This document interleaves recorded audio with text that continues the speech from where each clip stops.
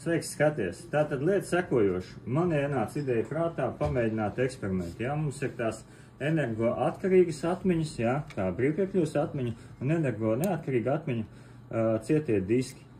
Un mana tā ideja ir šobrīd pamēģināt operētāju sistēmai strādājošai atvienot cieto disku un paskatīties, cik ilgu laiku brīvpiekļuves atmiņa uzglabā informāciju un ļauj operētāju sistēmai strādāt. Nu, pamēģināsim to dzīvē izdarīt šobrīd. Es atvienoju, piebildīšu, tas ir strādājošs dators. Mums reiku vēl task managers strādā, viss notiekās, es varu iet, nevaru iet vairāk, File Explorers vairs nestrādā, bet task managers vēl darbojās, vēl viss notiekās. O, nokārās. Notika diezgan ātri, faktiski kaut kādas 5 sekundes. Nu, interesants moments ir tas, kad vēl mēs redzam par spīti tam, kad monitors ir, vairs nav spējīgs rādīt nekādas izmaiņas. Sistēmas plati vēl atsaucās. Pēc kaps pogas mēs vēl redzam to, ka sistēmas plati vēl funkcionē. Tātad mēs šeit redzam to, ka Windows ir redzējis, ka ir bijusi problēma. Viņš jau šeit šo norāda. Tātad šobrīd pamēģināsim ieslēgt kļūdziņojumu. Event Viewer, pastīsimies, ko mums Windows ziņo par problēmu, kura mēs paši radījām. Vai Windows sapratīs, kas notika, vai nesapratīs.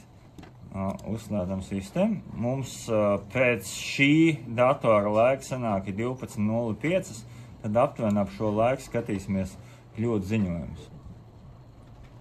Ok, braucam.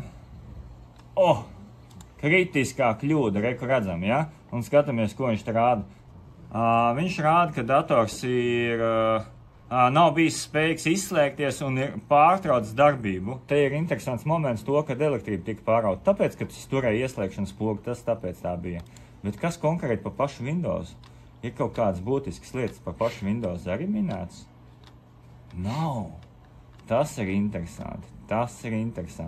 Ir tikai tas, ka Windows tika burtiski atslēgts tādā veidā, bet nekas vairāk te nav detalizēti paskaidrots. Ļoti interesanti. Vēl neliela replika var paskatīties SATA konektorus, ja, un RAM konektorus.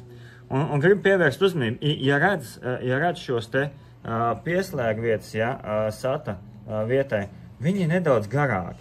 Kāpēc viņi garāki? Šie visi te garākie savienojumi, viņi sazemējumi. Šie visi sazemējumi. Savukārt rāmām sazemējumi datu signāli visi būs vienādi. Kāpēc SATA konektoram vajadzētu garāk šos te savienojumus? Tieši tā iemesla dēļ, ka SATA savienojumi var būt hot pluggable, karst pieslēgumi, jeb karstās pieslēgšanas ierīces, vai kā mēs to varētu pareizi latviski pateikt. Ja? Savukārt rams nekad nebūs karstā pieslēgšanas ierīce.